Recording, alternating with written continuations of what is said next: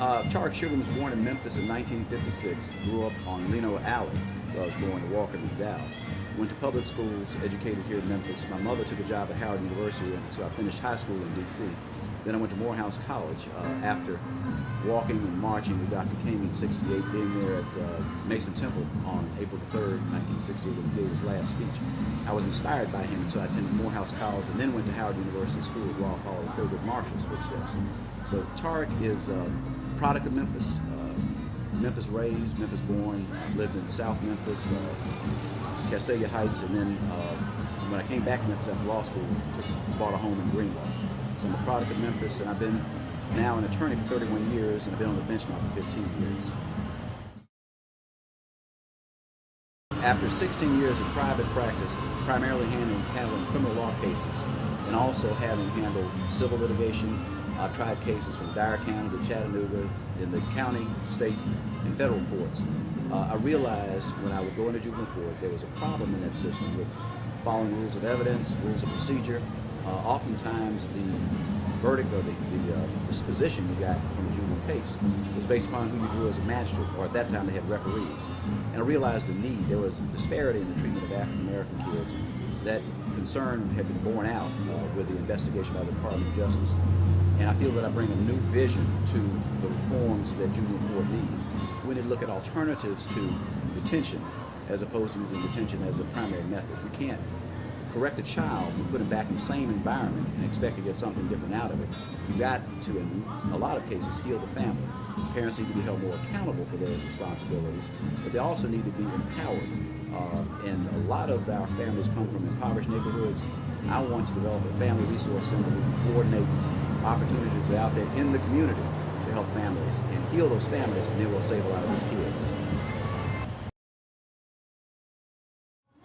One is you have a system with 10 magistrates currently, 2 special judges and the judge, none of whom have ever practiced criminal law, no criminal law background whatsoever, yet they handle the disposition of delinquent matters. That is a point that you would have a system that is so tilted. This is the last vestige, I think, of the Trump regime, if you want to call it that. And juvenile court has been one over the years that has gotten away from reforming and giving kids a second and third alternative to being punitive. We need to change that system because it has not worked. It is not working now. We need to find more alternatives to detention. This court system for years has gotten away from healing families as a method of dealing with delinquent matters.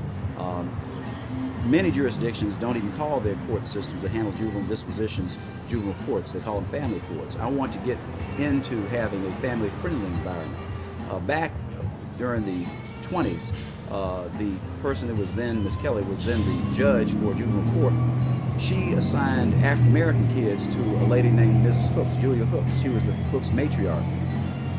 Ms. Hooks was responsible for returning more kids to the community than the system was then, and certainly the current system is now. She looked at education as a way of returning them, also being involved religiously. Her husband was a pastor, as later was her grandson, Benjamin Hooks. And Ms. Hooks took kids in South Memphis, black kids that came to the juvenile court, gave them education, taught them music, gave them a feeling of value in the community. That's what we need to have in our juvenile court system. That's what I want to bring back to it.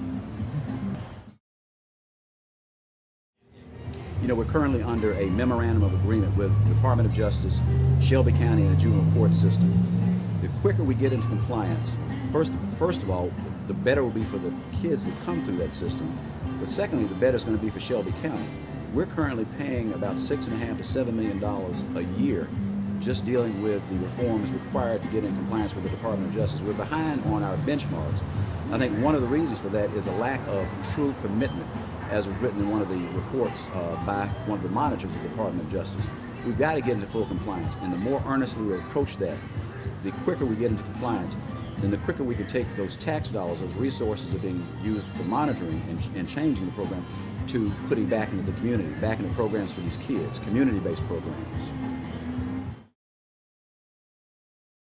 Currently, our Judicial Magistrate Corps As I said, none have had any criminal law experience. Juvenile justice is a hybrid of criminal law. In that regard, we need to have magistrates that are sitting and hearing disposition of delinquent matters that are trained in criminal law, process, procedure, and also looking at ways of getting alternatives into the process. One of the things I want to implement is restorative justice. Our magistrate corps has to be trained to properly handle juvenile matters.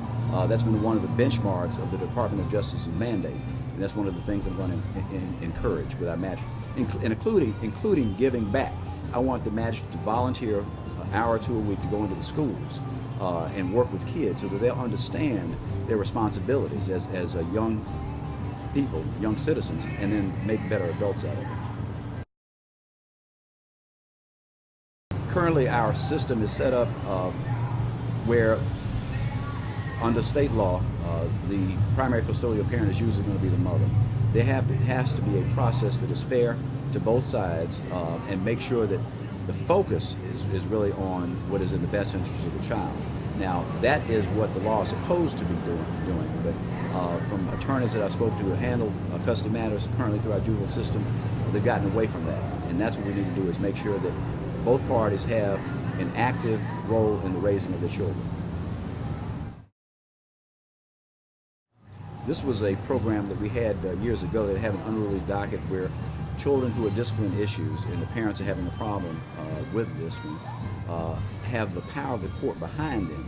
Now, there are concerns, of course, with getting children into the system. We can do it without actually putting the kids into the system itself and giving the parents the power and the control with counseling, with training, with monitoring the kids, and being involved so that the kids know that the power and the force of the court are behind their parents to try to get these kids straightened out. If a person is under a child support order, happens to get behind in their payments, under the current system, they can have not only their driver's license suspended, if they have any professional licenses, they can be suspended. That is, if a beautician, barber, CDL gets their license suspended, then they have to purge themselves, first of all, of the delinquency. But then on top of that, the person has to pay reinstatement fees in order to have their driver's license, their professional licenses reinstated. And a lot of times what it does is takes resources out of the families where they are no longer able to contribute fully to their child support. I want to monitor those fees to make sure that when we do institute them, that they're fair, that they're not punitive in nature. And to the extent that we can obviate or relieve a person from those fees because of there being issues with them actually being able to get their license back and getting to work, we want to make sure that we give them every opportunity to get back to being productive citizens. It's been around about 25 years, and there's currently a lady here, Jean Hanley, who came from New Orleans with Katrina, who had been trained with them in the night. She's implemented this program across the country and in other countries across the world in instances in juvenile systems or family law systems where they've implemented the restorative justice program. They've had a reduction in recidivism by 80% within a 3-year time period.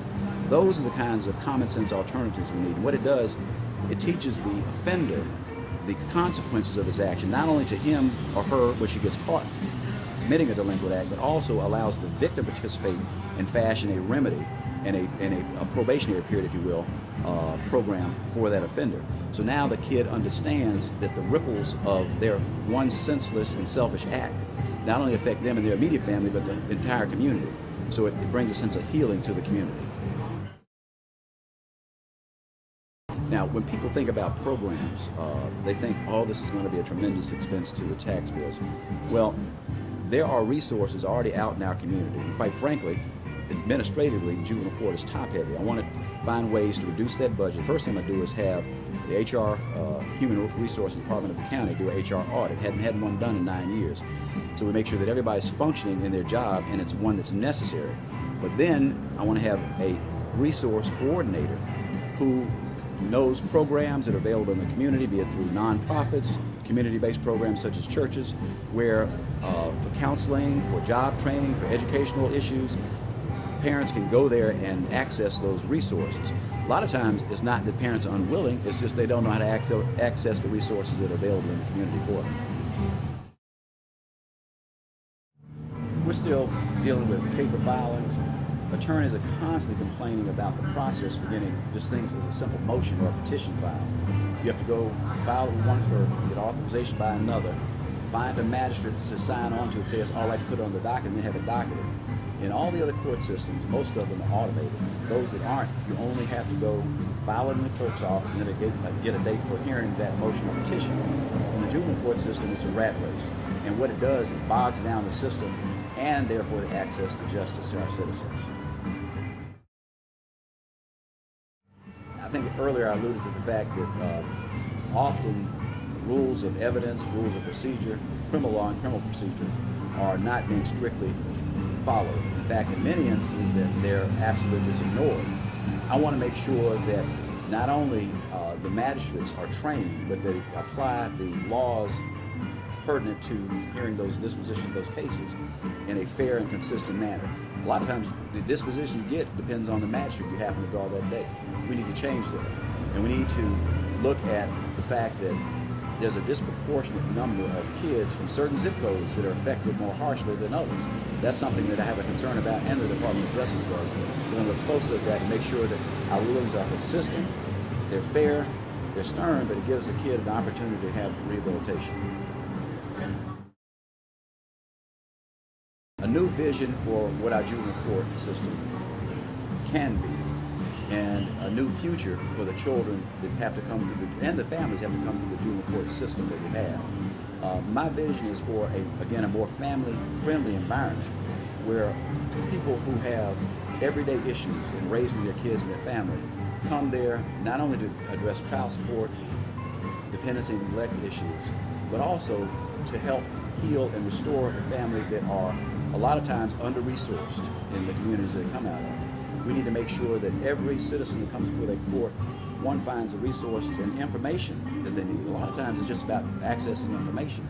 And then if a kid comes in on a delinquent matter, we want to make sure that that child is treated fairly at every stage of the process, given an opportunity for redemption and rehabilitation, as opposed to taking them out of the family and detaining in detention. My thoughts are, and when you speak about boys, men have to step up and raise these young men. A lot of kids that come through the system come from single-family households, and a lot of times you have a single parent that is doing all that he or she can to raise that child. Now, it takes a man to raise a man. We need to train young men to be mentors, to step in the role of fathers in the community. We need to hold families more accountable, but we also need to raise kids so that they understand what their responsibilities are and raise young men. And it's not just the young men, it's the young ladies also. A lot of kids these days are misguided by the culture that they're involved in. We need to have young ladies associations, women organizations, sororities, fraternities, all involved with helping to raise and mentor and direct these young kids. And I want to follow the guidance of Proverbs. Raise a boy to be a man. My experience, I mentioned I was practicing 16 years. Unlike the other gentleman who's running for this office, I was not appointed directly out of law school. He was.